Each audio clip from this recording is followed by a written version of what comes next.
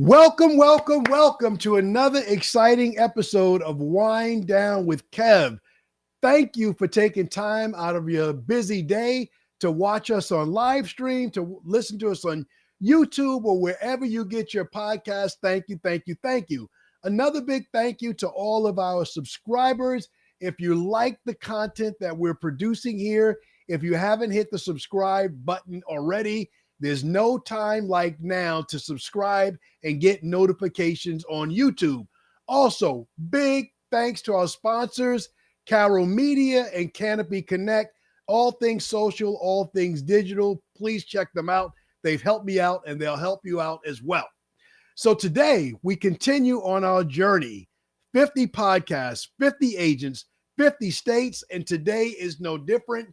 We have a phenomenal agent that is licensed in multiple states. I probably can check off 10% of the list with this agent. I'm going to give him a warm introduction. He's voted the best agent in his area. He's heavily involved in his community. We're going to talk about that.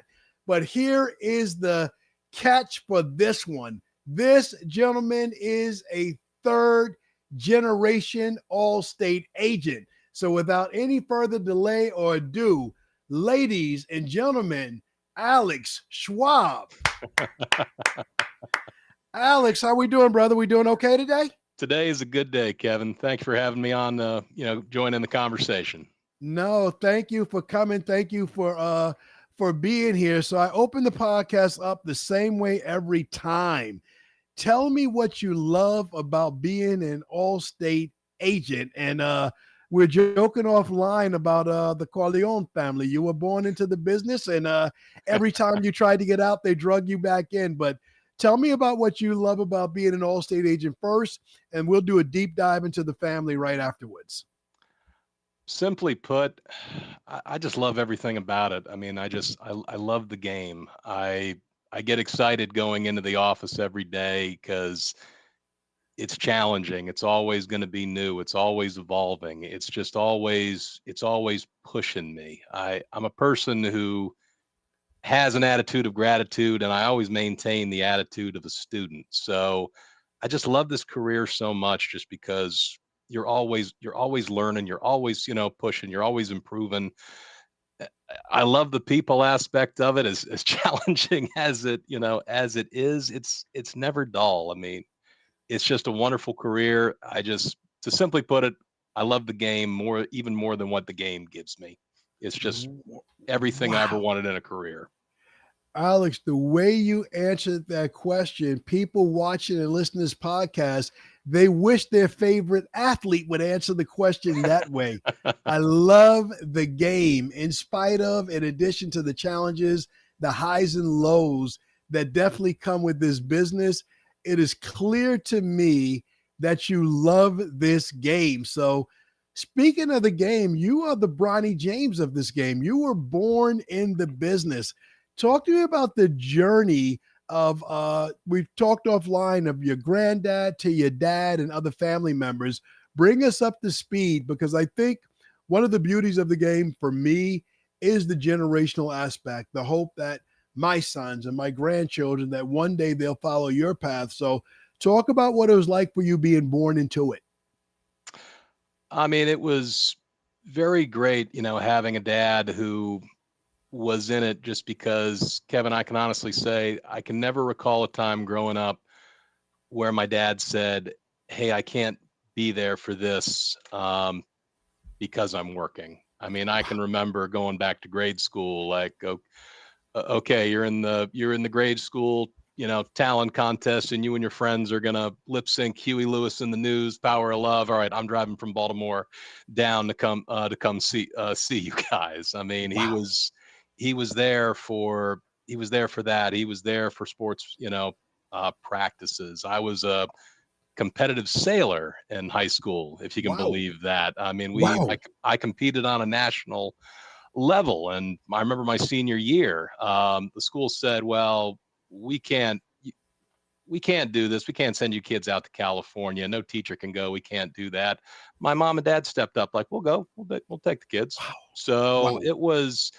I mean, growing up, it was incredible. And my dad, he became a Hall of Fame agent with Allstate. I mean, he was consistently qualifying for award trips, and he and my mom, they took me along, on those trips as far back as I can remember, being 9 years old, going to London, 10, going to Paris. A lot of agents joke with him saying, like, what are you doing bringing your kid to this? This is like bringing sand to the beach. But he was always like, I want to show him what Yes. the potential of this, of what this can do. And so growing up with it, it was very cool. I didn't fully understand and comprehend it. I mean, he would occasionally, ask me to come up in the summertime and say, hey, can you reorganize, my paper files? And I would listen to him, and I'd listen to his team. And the same thing with my uncle, who was also an agent. When I could drive, I would get my car worked on at a place that was about a mile from his Allstate agency. And so instead of just sitting in a waiting room reading old Sports Illustrateds and watching bad soap operas, I'd walk a mile down the road to his office, and I'd just sit and I'd listen to him. He'd never have time to talk. He was always on the phone with clients nonstop. And I picked it up because I knew I would try it. I didn't think initially I was going to do it. My initial thought was I'd go be an English teacher. Okay. And I attended the College of Charleston. I majored in English. I got halfway through it, and I realized I don't want to be an English teacher. Wow. Well, no, what have I done? And I called my dad, after I did a little research, and he's like, so what are you thinking, bud? I said, well, Dad, I don't think I want to be an English teacher. Well, what do you want to do? Like, well, I don't know, maybe something business related. And he's like, well, okay, well, have you done your homework? So number one, can you change your degree halfway in and still graduate in 4 years? Because remember our deal, no 5-year plans. Yes. I'll help you for 4. And if you graduate in 4 with the grades, remember, I'll help you take a year off so you can go work overseas. I said, no, I can't graduate, in 4 years changing my major. And no, I can't minor in business. I've already, selected, communications as a minor because it's the closest thing. He goes, okay, we'll go do that. I said, what? I said, Dad, I don't want to be an English teacher. He goes, son, who said anything about being an English teacher? Nothing. If you trust me, Alex, it'll all work out. Hey, I got to run, but I love you. Yes. A week later, I get a letter from him. He had cut out an article in the Wall Street Journal. It was called The High Price of Living and Not Writing Well.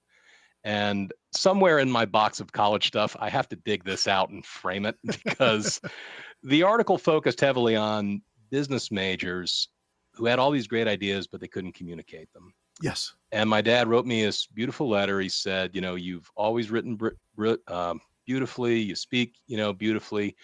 You have the rest of your life to learn business, if that's what you want to do. And I'll be happy to be one of your teachers. Wow. So, I mean, just getting that, I mean, he knew me. He had me pegged. He never put any pressure on me at all to do this. He was smart enough to do that. So I graduated, in 4 years, had the grades, and he said, all right, well, you honored the deal. So, you go take, a year and work overseas, which is what I did. I worked overseas in New Zealand for a year, selling mountaineering equipment, if you can believe that. New Zealand mountaineering equipment. Okay. Yeah, and I worked in Auckland, Queenstown, and New Plymouth for a company called Kathmandu. It would be a New Zealand equivalent of REI here in the States. Okay. And it was great because I worked in one of their flagship stores in Auckland, and then I ended up going to work in 2 startup stores in Queenstown and New Zealand. So I was halfway through my year, and I'm in the stock room of the Queenstown store because I had drawn the short straw that day. And my manager, Tessa, came upstairs and said, Alex, you need to come downstairs. There's 3 men downstairs saying we need to talk to the American. And my first thought was, the American's in trouble. We're I'm like, oh boy. So I'm walking down the flag. Yeah, I'm walking downstairs. I'm like, what did I do?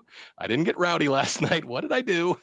And I see these men. I said, gentlemen, hi, I'm Alex. What can I do for you? And they're like, oh yeah, you helped out a mate the other day with his gear. We're down here to visit him. You need to hook us up. We're getting on the mountain tomorrow. I'm like, oh, thank God. Nice. Nice. So I said, yeah, all right. Well, tell me what you're doing. They're like, all right, we're snowboarding. I'm like, all right, great. I mean, like, hey, can I use this jacket? It was like a down jacket, kind of like the vest I'm wearing. I said, no, you don't want that. You'll shred it, if you fall. And, we had the conversation. I was talking about everything and, got them all set up.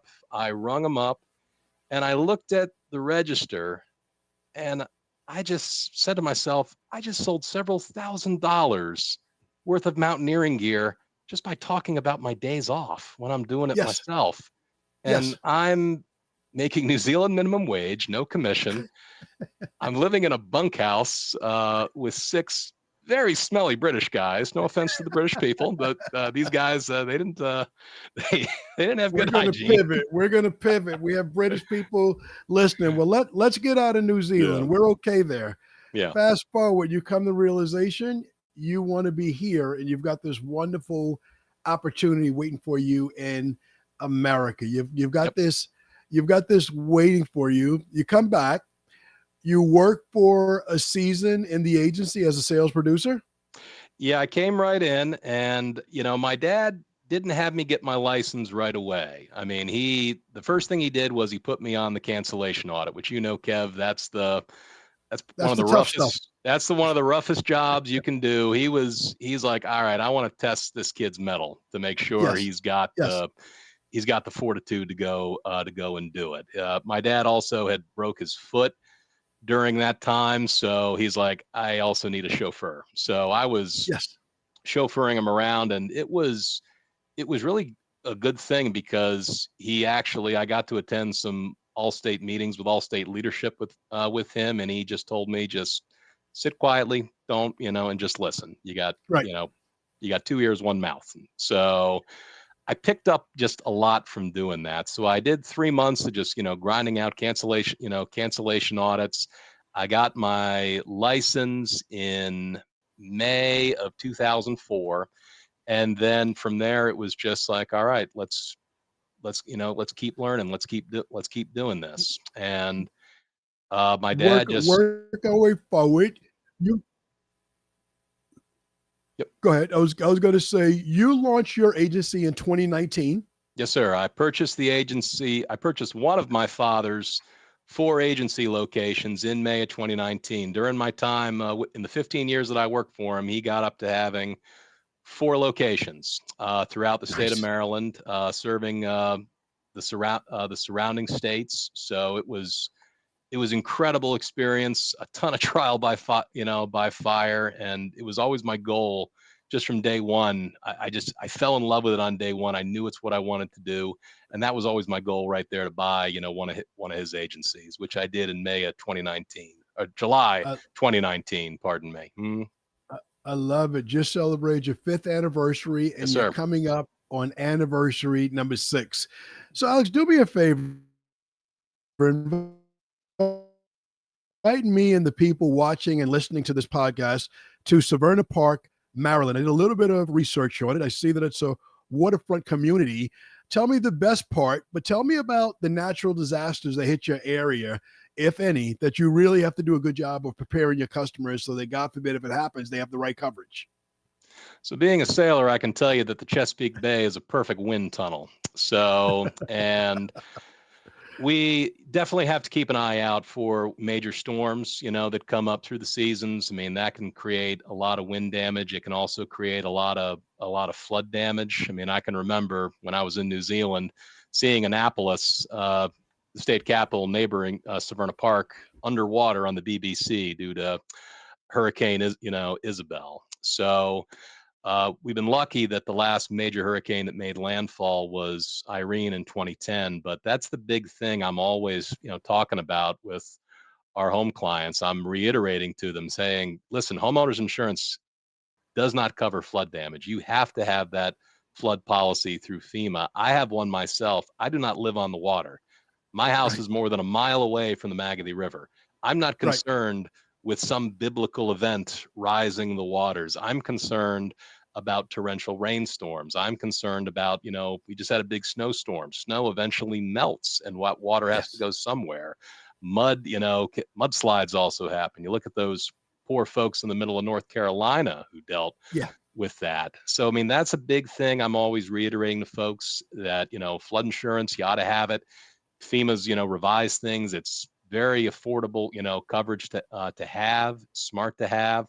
I'm also explaining, how storm, deductibles work. And Maryland's lucky we have a very, specific, roofing endorsement that's available that every time I'm talking to a homeowner, if I see that endorsement is on there, I immediately go into, this is why you need to have it. This is why I've got it. Yes. This is why you should, have it. I'm not going to recommend anything less than what I have myself, to protect me and my family.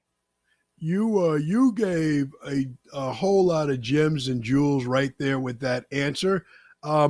Oftentimes people, insurance agents, customers make a mistake of not buying flood insurance because they're not in a flood zone. Yep. And we often limit our thinking about water to being close to the water that it might rise up. But we forget about all the other causes of floods, melting snow, population density, and all those things that happen. And going back to your description, when you said the Chesapeake Bay Bridge, I know exactly where Severna Park is at right now. I've driven across that bridge quite a few times. One of the longest bridges in America, if not the longest. I don't know that. I love bridges, but that's all I needed for my landmark to get into the community and understand exactly where you are. Not too far from Baltimore, obviously not too far. Ravens fan, Orioles fan? Always a Ravens fan and an Orioles fan. I was there for the inaugural game, in 96. Wow. It doesn't get better. My dad and I were there with my wife for Ray Lewis's final game, in M&T Bank when they made that incredible run. He said, we were there for Ray's first game, got to be there for Ray's last game in Baltimore. So, yeah. All right. So, Alex, this is what I know about seeing videos at Ravens games. There's always people just playing music and dancing pretty crazy out front. Are you one of those people? Are you out there jamming with the crowd? I don't get to many Ravens game, but when I do, I'll I'll jam with the crowd. I love where the stadium is located on the water. That is just like such a amazing place to hang out between the restaurants and the things to see. If anybody's never been there, you got to go down there and enjoy some incredible crab. Probably the best crab in the country. Put in the comments if I'm wrong, or send me crabs if you've had better. Please send it to me and let me judge it later. But you can't do better than Maryland. So Alex, we talked football and baseball, but offline we talked about your two sports, competitive sailor and a self-described psychopath cyclist. Talk about those two. Talk about those two things. Well, yeah, being growing up on the Chesapeake Bay, I'm a water rat, and I've been racing sailboats since I was 12 years old. So just single-handed boats, double-handed boats. I competed on a national level in high school, like we talked about, and also just raced locally on big boats. I've also raced to Bermuda on some big boats. So, Alex, I'm going to use one of my timeouts there. Yep. You made me scared. You shook me up. You raced to Bermuda. You went into the Bermuda Triangle that I'm afraid of. Yeah. Give me some markers. Where does this race start? Where does it end? And how long does it take? The Bermuda Ocean Race starts off Annapolis. It ends in St. George's, Bermuda. So yes, it is sailing into Bermuda Triangle. The scariest part of the last time I did it was more in the middle of the Atlantic than in the Triangle, when I was off watch and we got the bang, all hands on. We got our safety gear on. The skipper of the boat said, "Alex, stand in the gangway. We don't want too many people on, just as things are going to get crazy." So I just stood in the gangway, just ready to jump out in case, they needed an extra hand. But we had drawers and gear flying everywhere. I'm seeing big rollers in the back of the boat and lightning strikes. I'm like, I was remembering what the safety at sea instructor said. The boat itself is the greatest lifeboat you will ever have. So don't get off the boat. So it was a scary experience. I did think, is that life insurance policy going to get paid out? Alex, I'm sitting safe on ground in studio, but my stomach is underneath the floor. The thought of that journey, there's beauty in it. There's a competitor in it for you, but we use words like being in the fight or being in the eye of the storm, but you literally clients in the Severna Park area of Maryland, if you want to be protected by an agent that's literally been in the eye of the storm and stayed on the boat. I got to use that mantra for business. There are times in business where the boat gets a little bit rocky and you feel like jumping. But the best advice, I'm sure, from your dad and your granddad has always been to stay on the boat. Yep, absolutely. Wow, blown away. Sailor days. Let's talk about cycling and how you've used your love of cycling to facilitate you giving back to the community. So, very avid cyclist, and very proud to support a great organization, here in Maryland called Bike AAA, Bike Advocates for Annapolis and Anne Arundel County. That's really just committed to improving the cycling areas in and about our community. Severna Park has home to the Baltimore-Annapolis Rail Trail, which, for anyone not familiar with this, the Rail Trail Network, this is taking old train track lines, paving over them to make them multi-use trails for cyclists, for runners, for families, equestrians, rollerbladers, if there's any still left over from the 90s. And it's just, that's me. All right, my man. I still got mine in the closet, Kev. I'll take you on the trail. I appreciate it. But we've got, I think, one of the best rail trails, on the East Coast. And Bike AAA every year, they have for last 10 years, they do an incredible event called the Lifeline, which is for the 100-mile, cyclists, which I've been crazy enough to do, the metric centuries, the 63 miles, which I've done the last 2 years, and then family rides, bike rodeos, for the kids. There's a great, organization in the area that helps teach kids how to ride a bike. So it's a great event. So when I became an agent back in 2019, that was the first organization I wanted to support and throw it to. So I've done everything from, I brought reusable grocery bags from my agency to the packet pickup. Cyclists love swag. There's always a lot of things you got to pick up, before a ride. So I would bring reusable grocery bags. I'd bring water bottles with, my agency name and contact, information. And everyone's like, I don't have to buy this. I'm like, no, you're doing the ride. This Right. is, you're doing the best ride in Maryland, in my humble opinion. So, and we get people from all over the state. We get some out-of-state people, coming, to this. So I love supporting it because it showcases, our area. Lots of people, come in to ride it. So naturally, when they do that, they're going to frequent all the businesses, in our area. And so, yeah, that's an organization I'm very, very proud to support. Alex, you've mentioned Annapolis a couple of times. What's your proximity to Annapolis? And can you talk a little bit about Annapolis, Maryland, for people that may not be familiar with the significance of what Annapolis means to the entire country?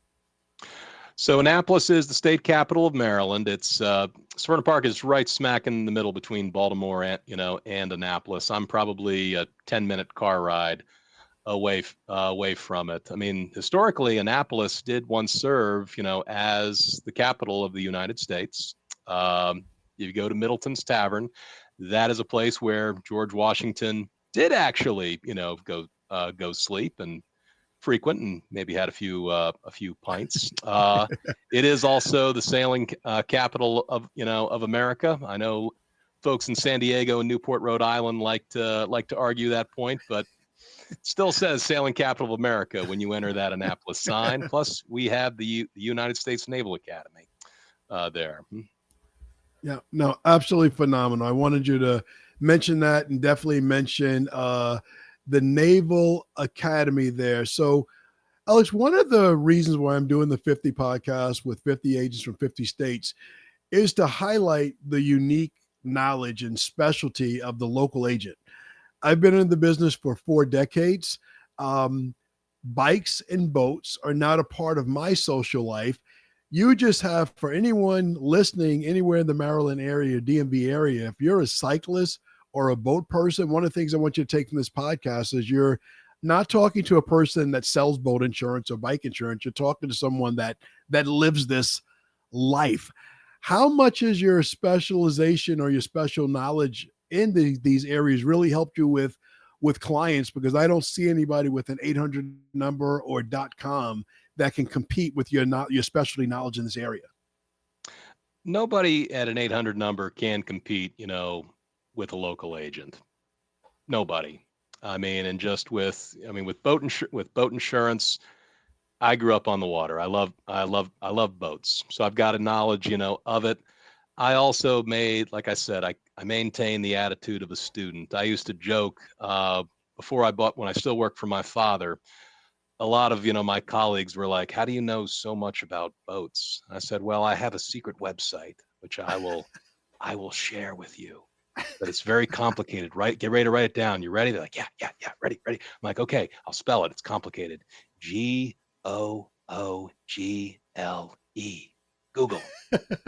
I don't know everything out there, but I've learned just so much more about boats, power sports in general, just by, going on, learning from it, and you develop an expertise from it, not just, from doing it, but, also just, learning from people who do bigger stuff. So you go through that. And then, with the cycling, obviously a lot of people buy very high end bikes around here because we've got, such a great area, for it.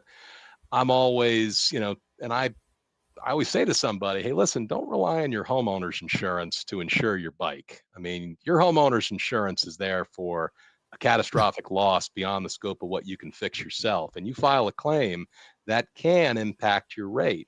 Now, there are companies out there that, where you can insure your bike specifically, which is what I do. I've got 3 bikes. One is quite nice, so I have it insured separately. When I did the 5-borough bike tour up in New York, I made sure that policy was up to date. I bought the most secure lock I could get. Yeah. But I was like, oh boy, this is why this is why we have that. But also not just theft, cyclists, there are crashes when you're on the road or on the trail.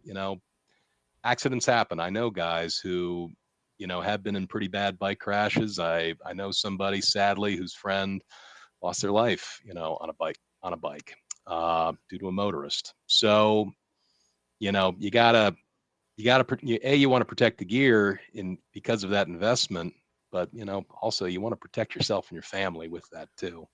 Most importantly, we can get another bike, but we definitely can't replace the person. Alex, I think in this conversation, I love the conversation we're having because we're tapping into so many areas that you're personally passionate about. Whenever we go there, your whole voice inflection and your life experience just come into view. So when you talk about power sports and you go back to your starting story, selling gear overseas, and now you're not selling the product, but you're selling the promise to put people back together if anything were to go wrong on the bike or in the boat. Yeah. How rewarding is that to help people that way? It's very rewarding. I mean, I always knew I wanted to do something, Kev, where I was making a positive difference for somebody. That's initially why I thought I wanted to be a teacher. And you asked me earlier why I love being an all-state agent. And the other thing I didn't say is I still get to be that teacher. Yes. I am still educating people daily. And I've definitely, there's been plenty of times in my career where you know the advice I've given has paid off and made a difference for somebody. And that's good. It's a good feeling to have, knowing that you have made that positive impact for somebody. Alex, share one story with me where you've given someone the advice to get the right coverage, and unfortunately, they wound up had a situation, but thank God, listening to your advice, you were able to comfortably put things back together, be it that car, the home, the boat, the bike. Just share one story with the people of where you gave good advice. Maybe I'm using my own experience against me and I don't want flood insurance, so I don't want to insure something separately, but you say, Kevin, you got to do it.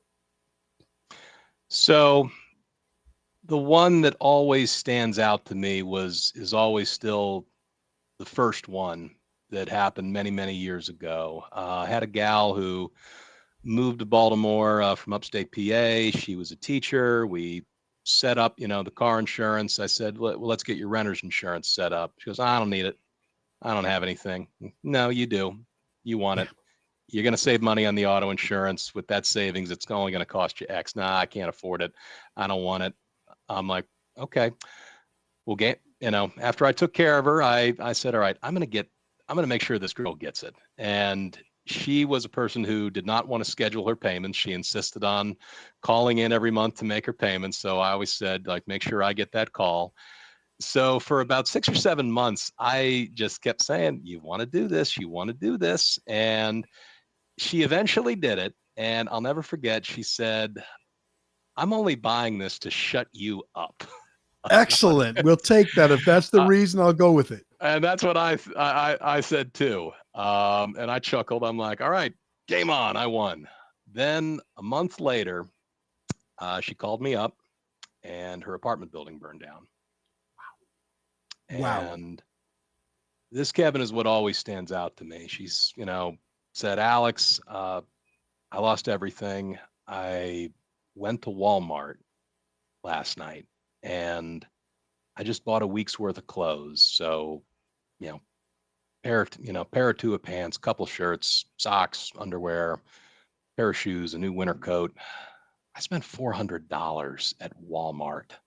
Yes. Just to get a week's worth of clothes, no name brands, all basic, $400. And she's telling me this, and I'm just, right. I'm just right. stone frozen as she's telling me this. And, that was the first time where somebody, said, your advice made a difference. And we settled out that claim for, it was about $9,500, all things, considered, between furniture, bedding, electronics, clothing.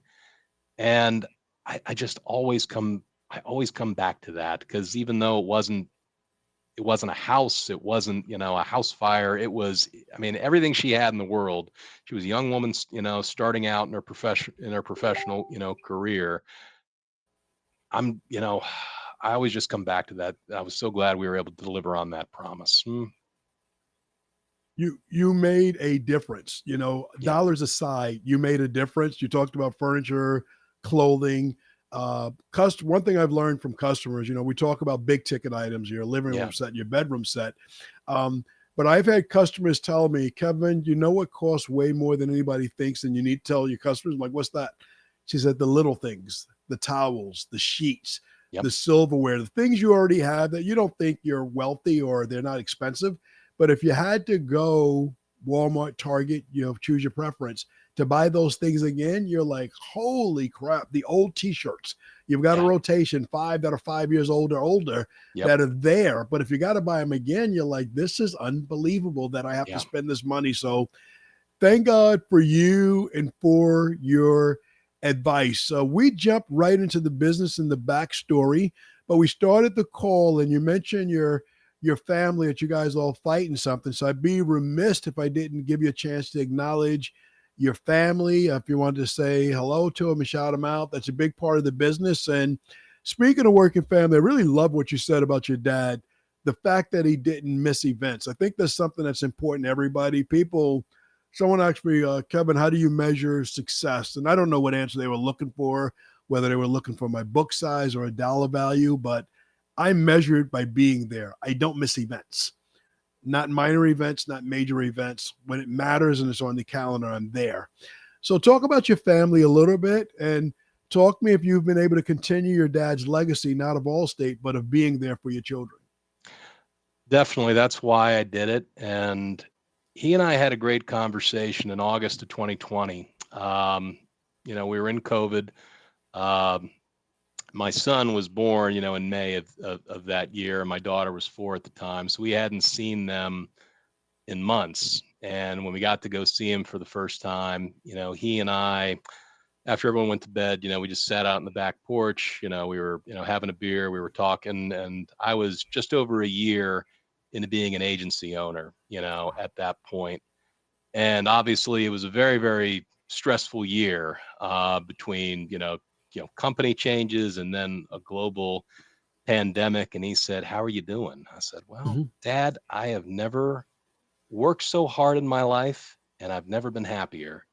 And then I told him something that I said, "I'm going to say something to you. And I hope you're not going to judge me for it. I hope that, you won't lose respect for me for saying this."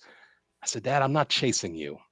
I'm Wow. not, you're a Hall of Fame agent. You Yes. have achieved incredible things, in your career, awards, trips, accolades, you've made this incredible impact. You've made the world, you left the world better than you found it. And you Yes. use that time for volunteering." I said, "Dad, I'm not chasing you. I'm not chasing the accolades. I'm not trying to top you. The only thing I want to do is I just want to be a good, husband to Kyra. I want to be a good father to Sophie and Finn. I want to be there for them just like you were there for me. I want them to be happy to see me when I walk in the door and I have nothing in my hands.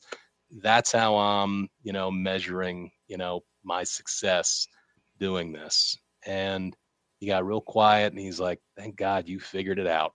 Yes. So it's I love it, man. That's a phenomenal answer. And you have no idea how many agents and other business owners and people you help with that answer. The awards, the shiny objects, they go away. yep. But every day that the young people, your children are doing something in your household, those days will never be repeated again. So I had a couple of places I want to go, but I was so wrapped in that answer. Okay, I got it. I'm back. Man, you had me. I was holding on to every word. Okay. So, Alex, you were born in the best mentorship situation. Granddad, dad, aunts, uncles, all Allstate agents. And you were taught to do the business a certain way. Fast forward to 1 year after becoming an agent, the world changes and everything that worked for them may not work for you now. How have you pivoted and adjusted from how they marketed and built their agency to what you need to do digitally to be present and to promote and build your agency now? So and coming in 2004, to someone so tenured, it was the perfect time to come in because I got that mix of the old school, which I still do. I still send mailers, and do those old school methods. But yeah, I mean, we've had to develop into the new school. We've had to, go where the eyeballs are. I mean, that is, online, on social media. So like I've said, like I maintain the attitude of a student. I'm not the smartest guy in the room, Yes. but so I go and find the smartest people, in the Yes. room to teach me, how to do this. Your fellow New Yorker, Christina Shaw, she's My been buddy. a Yes. phenomenal, teacher for it. And I got to get on the phone with her because I said, all right, I'm still not fully grasping how to do this. And, she's always like, but you're doing it, I'm like, I know. I'm focusing on being perfect later. Let's just, Yes. let's just do it. So Christina's been, a great mentor. Had some great conversations with Nick Sacca as Yes. well. People like Danielle Cameron, Yes. teaching me about like, all right, everyone says they're a Google expert, like, all right, how can I just, be more, how can I be more present? How can I get more, more top of mind when someone, Google's like insurance in Severna Park or Anne Arundel County, like how can I be, right up there? So it's been a combination of just, learning, and how to do it and just adapting, how to do it. So going to the people, also, listening to podcasts. I listen to Gary V quite a lot when it's winter here. So I'm doing a lot of my riding on my, what I call my poor man's Peloton, my old steel bike on a little bike trainer. So normally I have my Bose on. I'm just listening to Gary V while I'm doing the reps, and I'm like making mental notes to myself, like, okay, try this, talk to somebody about about this. So it's been just trying things. See how they work and just keep adapting. And then, but most importantly, it's just continuing to do it and just put yourself out there and be authentic as to who you are. I don't just go and just say, hey, buy an insurance policy from me. Nobody's, Yeah. No. gonna do that. But I go out there and I like to be the guy that makes a person smile, because if I make a person smile, they're gonna remember me. If you're gonna be memorable, that's when you're gonna, when you're gonna stand out. And when people think like, all right, they get that notice from Geico, Progressive, whoever, like, oh my God, this is go up. I got to do something. Alex, I should talk to Alex. So Yes. I've just continually doing it, just continually learning from it and talking to people who are doing the best at it. That's I really love been it. the best strategy. Alex, I love your answer. So coming into my two last questions. You're riding bikes, you're cycling, you're doing the boat thing, you're taking care of the family, and you're running a business. How do you wind down at the end of the day? Wind down. Who has? I don't understand. That's the podcast, man. I got people here to help other people wind down. How do you turn it off, man? How do you decompress? How do you do it? So Craig Wiggins always gave a great piece of advice saying, be where your feet are. Yes. So even though I'm in my home office down in my basement, I always make sure that, when I'm in upstairs, like, okay, I'm home. I'm here with Kyra. I'm here with Sophie and Finn, and I want to be with them. So it's spending a lot of time, with my kids, because they're at the young age right now. I'm never going to get that back. So a lot of times in the evening, it's with them. It's getting school lunches ready. It's helping with homework. It's doing the puzzle. And then when I finally have that little bit of extra time, I'll try to do something, simple. Like like I said, I listen to a lot of podcasts. I unwind, doing that way. So even when I'm packing lunches for the next day, I'm relaxing, with that. Some nights I'll just go out for a walk. Sometimes it's by myself. Sometimes I'll just text a neighbor who is in a similar field and in sales, and say, hey man, dad walk, let's go. And Yes. he's like, Oh I'll be ready man. in 10 minutes. And we talk about our respective days, our respective challenges. We give each other advice. And then you know I'm a psychopath. Sometimes I get on the bike. Right now, if I'm doing it in the evening, it's on the trainer, downstairs in the basement. But when we get a little bit more sunlight, out there, I always want to schedule that time just to get out there in the evenings, because, well, I love watching the sunrise, when I'm on my bike. I also love watching the sunset while I'm on my bike. It's good perspective. So just like I tell my wife, hey, when do you want to go to yoga? I want to give you that. You work hard, too. also scheduling that time, that time in to have some time as well, just to mentally decompress, from the day. So a lot of podcasts, going for walks, you know, spending some time, with, friends or my wife, and just getting out on the road. Miles or my meditation. Man, Alex, you closed this thing so strong. You gave us a couple of hashtags. So if you're listening or watching this, my mindset is always in social media frames. So if you're listening to this, put hashtag dad walk and put hashtag psychopath, not psychopath, psychopath. So if you're listening on the live stream, if you're watching this later, hashtag dad walk. All seriousness, Alex, men don't talk. Men don't talk. So you doing that to a buddy, let's do a dad walk. My God. I have doing this podcast with a lot of ladies. We're talking about those things, but my personal takeaway from this will be hashtag dad walk. I got to get out there and do it. So ladies and gentlemen, Alex, final words, take another 30, 60, anything that you want to share with the people, anything you want to talk about and ask, drop that and I'll close us out. Last thing I'm just going to say to everybody is, and I'm stealing this directly from Gary Vee, but patience is a superpower. And especially in the insurance field, I mean, it's tough. We have to deliver results, and we have to deliver it quickly, and that can be scary. But I always come back to say, like, patience is a superpower. You trust in the process of what you do.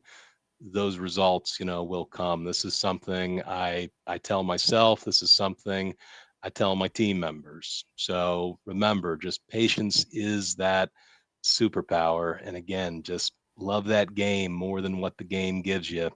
It just gives you an incredibly happy life. That's amazing and hard to follow. Ladies and gentlemen, Alex Schwab, absolutely phenomenal. Thank you, everybody, for watching the live stream.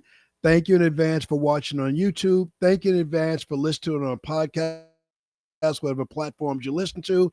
And also thank you in advance for supporting our sponsors, Carol Media and Use and Canopy Connect.